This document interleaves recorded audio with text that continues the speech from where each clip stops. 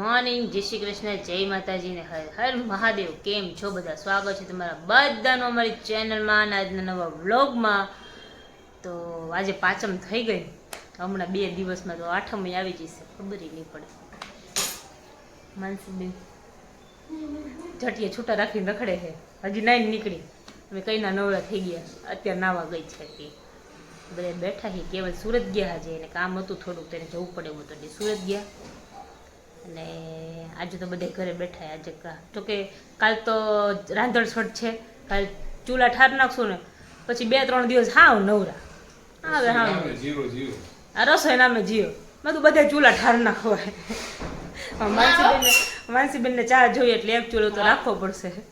એને ચા જોઈએ ને ચા વગર હાલે નહીં. વળી પાછું માથું દુખે, હાલતા ને ચાલતા પછી આ માથું ચડવા માંડે એટલે પછી મેં તો ચા વિના મને ચેન ના પડે તો મન મારું મૂંઝાય એવું ગીત ગાય. સાચી વાત છે, એવું ગીત ગાય. જય શ્રી કૃષ્ણ. જય શ્રી કૃષ્ણ, જય માતાજી, હર હર મહાદેવ. મહાદેવ મહાદેવ હર. જય શ્રી કૃષ્ણ પપ્પા. જય શ્રી કૃષ્ણ, જય માતાજી, હર હર મહાદેવ. શું કરતી હતી? કરતો જય શ્રી કૃષ્ણ, જય માતાજી, હર હર મહાદેવ. હું કઈ ની બ્લોગ ચાલુ કરવાની હતી પણ એ હે તેલ નાખીને રખડતી હતી તો મને કે પેલા નાઈ લેવા દે પછી ચાલુ કરજે. નવું પડે ને, નવું તો પડે જ ને. ગીત ગાને ચા વાળું. શું કે માનસિક ગાત એક ખિસ્સે કે તો ખરો એક કરી ખબર પડે કે તો માનસી ગાતા હારું આવડે પણ ગાતું નથી. ગાવ નહીં. હા, એ તે દિવસે 2 ભજન ગાતું હતું, ઓલું ગીત ગાયું હતું 2 ભાઈ બેને. ઓલું ચા વાળું ગીત કી હે પપ્પા, તું ગાસ ને એ ગા એમ કીએ. ચા વિના મને ચેન નો પડે, મારું મનડું મુંજાય ચા વિના. મને સવારે ને બપોરે ચા જોઈએ જ, એવું એમ ને. અને એમાંય હું મારા હાથે બનાવીને પીવું તો મને વધારે ગમે. બીજા નહીં હાલે પણ મારા જેવી ન આવે. કોક વાર મને આ લોકોની ચા ની ભૂકી નથી ફાવતી. લે હવે અત્યાર સુધી અહીંયા મોટી થઈને ગઈ ને પાછી ચાંદ ભૂકી નથી ફાવતી. લે હવે ઈ હું વળી અમે વર્ષો થઈ ગયા વાઘ બકરી વાપરી. તઈ હું પપ્પા એ આવડી ના અત્યાર સુધી વાઘ બકરી પીને મોટી થઈ ને હવે એમ કે બકરી નથી ફાવતી ને વાઘ નથી ફાવતો. નથી ફાવતું. વાઘ નથી ફાવતું, બકરી નથી તઈ ફાવતું. ઈ શું હોય? મને તો અમારી ઉમિયા જ ચા ફાવે, 2 વર્ષથી ઉમિયા પીસ ને ઉમિયા જ ફાવે. તો ઈ જ ફાવે. મારા ઘરમાં બધાને ખબર પડી જાય ચાની ભૂકી બદલી જાય ને એટલે. હા તો ચાની ભૂકી બદલાઈ પણ તમે વ્હાઈટ ચા કરતા હોય, અમારે થોડો અમારે કડક જ કરી. ખાલી એમ બે ભાઈ રવિને white જોઈ ને? ને નિરાલ માસાને થોડીક કડક ઓછી ચાલે. બાકી અમારે તો બધાને કડક હોય ને થોડીક સ્વીટ હોય ચા. મને ને પપ્પાને ને અમને બધાને કડક અમે બધે પાકા દૂધની જ કરી. અમારું દૂધ કેવું પાકા ટાહા જેવું આવે ખબર હાસથી. મને તો તમારે બધાને દૂધે નથી ખાવતું, ચાય નથી ખાવતું. એ હારું તો દૂધ નથી ફાવતું ને ચા નથી ફાવતું. એ હું વળી લે કઈ બોલતા નથી એટલે પોટલું વારી આમ ખીજાય, નણંદ બિચારી પોટલું વારી નાખેવીશ મોરબી. અઠવાડિયે આવી બિચારી. હા તો આટલું ખવડાવી આટલું કહીને તો પછી તોય તમે એમ કહો કે ચા નથી ફાવતી ને વાઘ બકરી ફાવતી નથી ને ઓલી નથી ફાવતી. તારા દેશી લઈ આવવાની. પપ્પા લઈ આવજો. હવે શું, હવે જવાનો ટાઈમ થઈ ગયો. હજી ઘણી વાર આપણે 4-5 દી બાકી. પપ્પા લઈ આવજો, ઓલું નાનું પેકેટ આવે ને લઈ દેજો એને. હા બસ, પછી આખો દી ચા પીધે રાખજે. કિલોમાં જ આવે. અમારે 200 ગ્રામ લઈ આવશે. પછી ક્યાં અમારે પીવી છે? તમે પીવો એકવાર એટલે તમારું મન મગ્ન થઈ જશે. હવે મગ્ન હે ને. શું કે આજે શું પ્લાન છે માનસી? આજે મારી ફ્રેન્ડ આવું ના આવું કરે છે, જોઈએ હવે એનું આવે મારે જવું પડશે. જવું પડે એવું જ છે. એ 2 વાર આવી ગઈ, હું એકે વાર ગઈ નથી. 2 વર્ષ થઈ ગયા. લાસ્ટ ટાઈમ ગઈ હતી ત્યારે અડધી કલાક એને ઘરે બેસી હતી પણ એના પપ્પાની જાજુ વધારે, મારું વધારે એટલે એમ કહે તો આવતી નથી. જોઈએ બપોર પછી જઈશ, અડપ ચડે એટલે. પછી થોડું કામ છે આપણે બજારમાં, એ પતાવવા જશું. પછી કાલે બીજી એક ફ્રેન્ડની ઘરે જવાનું છે. જી આવો ફ્રેન્ડ અહીંયા આવી ત્યારે એમ થાય માંડ ઈ જે બીજી એક કૃષ્ણા છે ને, એમ કૃષ્ણા કરીને મારી ફ્રેન્ડ, એને તો હું 2 વર્ષ થઈ જશે નથી મળી ને મારા લગ્ન થયા ને એ સાતમ આવી હતી ત્યારે એને મળી હતી પછી એને મળી જ નથી તો થાય ને. હા, એને 2 વર્ષ થઈ જશે એટલે એને મળવા જવાનું છે સરસ મળી આવો. અહીં આવીને એટલે કામ હમણાં ધવલભાઈનો ફોન આવ્યો હતો. એને તો મેં ના પાડી દીધી કારણ કે આ નથી નીકળાય એમ આપણે ખબર છે થોડાક કામમાં અટવાઈ ગયા છે એને બધું દૂર પડી જાય ઘર એટલે સરસ ચાલો તો હવે રસોઈ બનાવીએ. હા. થોડું ઘણું એમ તો બધું બની ગયું છે, ખાલી બસ હવે રોટલી જ બાકી છે. આવો બધા જમવા અમારે ઘરે. ચાલો બધે જમવા. સાદું સિમ્પલ શું બનાવ્યું આજે?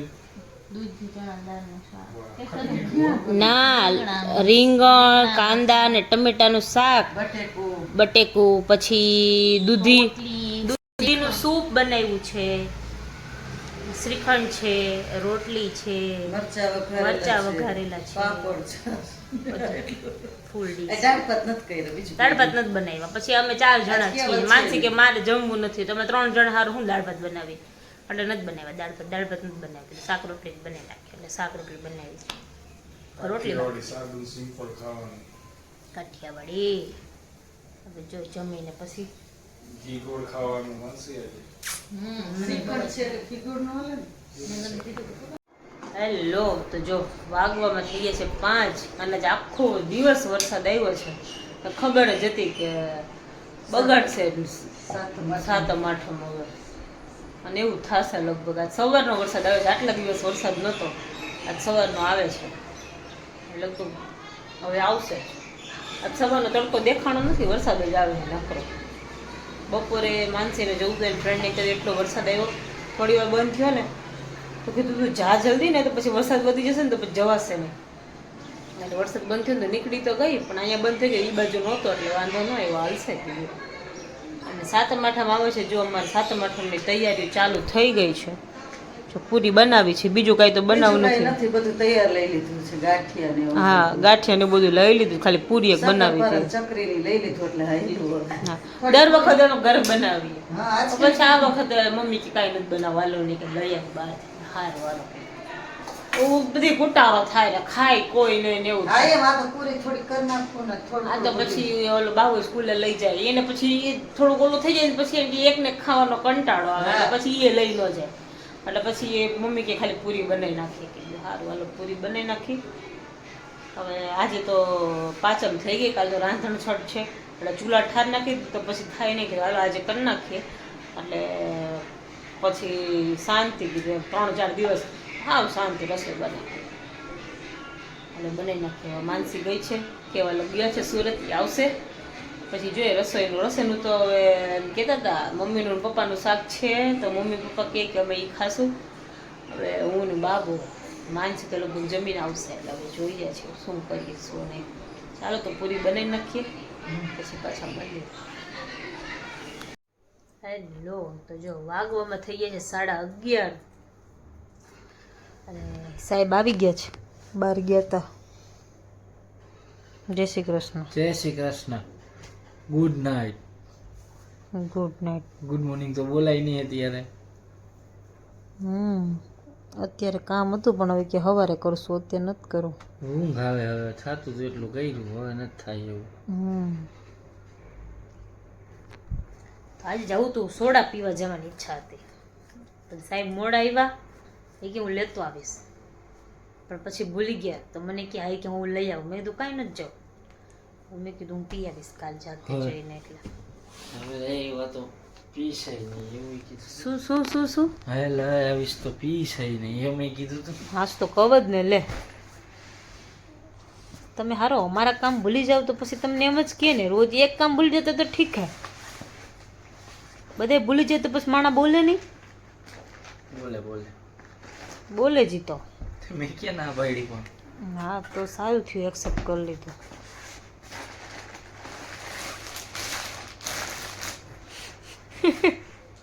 ચાલો સુઈ જવાનું. હા હોઈ જવું હવે નથી જવું. કાલ જવાનું સુરત. કાલ નથી જવાનું. સરસ